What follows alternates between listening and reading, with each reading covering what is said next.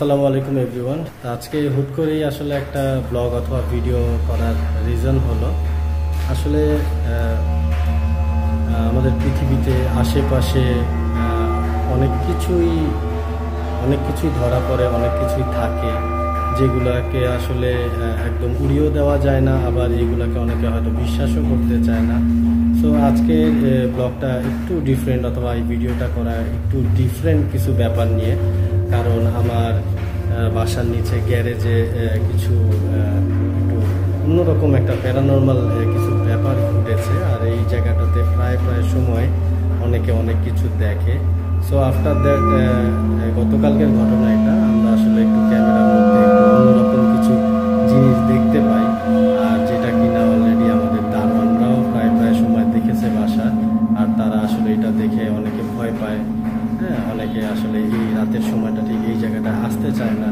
So যাই হোক, আমি বিস্তারিত দেখাবো আর ভিডিওটা খুব শর্ট করবো, আর চেষ্টা করবো আপনাদের সেই জিনিসটা যারা আমরা সবাই আসলে একটু ফেস করেছি, সেই জিনিসটা আসলে আপনাদের কাছে তুলে ধরবো।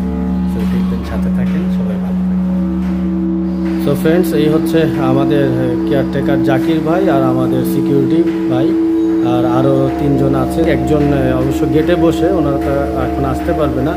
সো আপনারা কি দেখলেন কালকে বলেন তো, কোন জায়গাটা দেখছেন বলেন। আমাদের বাম পাশে এই জায়গাটা আমি অফিসের দিকে কাজ করছিলাম, হঠাৎ করে সিসি ক্যামেরায় দেখি যে ওখানে কোনো আলো জ্বলতেছে, গ্যাসের ছিল না।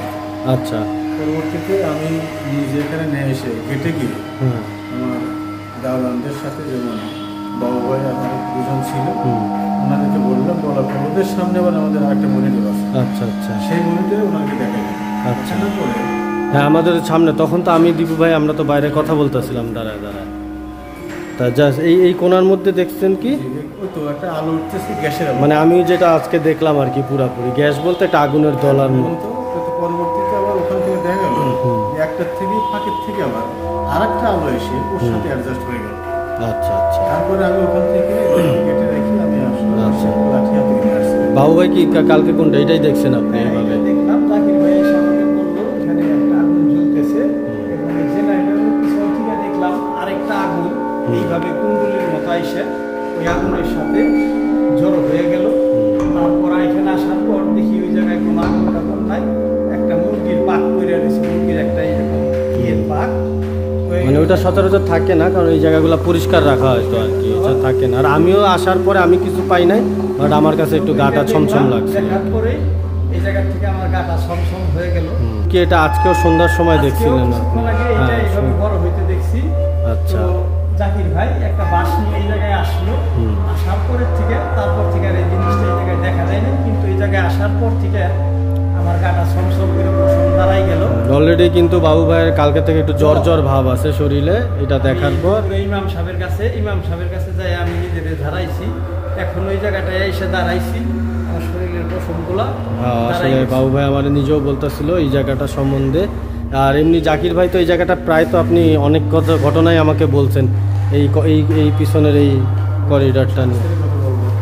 যাক, 27 তারিখের এমন ছোট অনেক ঘটনা আছে, ওইটা আমি আবার পরে মনে করেন সবাইকে জানাবো। জাস্ট কালকের যেহেতু আমি ক্লিপস পাইছি সিসি ক্যামেরায়, তা সেই ঘটনাটা নিয়ে আমি বলি, তারপর আবার আপনার থেকে পরে একটা ঘটনা শুনে আমি ওইগুলো, যেহেতু এই রুমটার ভিতরে যে এইখানের যে জানালাটা আছে, ভিতরে একটা রুম আছে, এই রুমটার ভিতর থেকেই মেন প্রবলেম হয় আর কি অনেক সময়। ঠিক আছে, সো ফ্রেন্ডস, এই দেখতে পাচ্ছেন হলো এই জায়গাটা, আর এইখানে এই যে আমরা আপাতত 3 জন, ওনারা 2 জন সাক্ষী। আমি নিজেও আজকে সিসি ক্যামেরায় দেখলাম ব্যাপারটা, আর আমি এর আগে অনেক সময় এই জায়গার মধ্যে অবজারভেশন করি, আমার নিজের কাছে অনেকটা একটু খারাপ ভাইব লাগে, বাট কালকে আনফর্চুনেটলি আমরা সবাই জিনিসটা সাক্ষী হচ্ছি, কালকে দেখতে পারছি ঠিক মতো। সো টিল দেন এই পর্যন্তই থাকেন, আর এখন থেকে শুরু করে আমি আপনাদের জন্য সেই ফুটেজটা দিয়ে দিচ্ছি। আপনারা কাইন্ডলি সবাই একটু না টেনে সম্পূর্ণ ফুটেজটা দেখেন।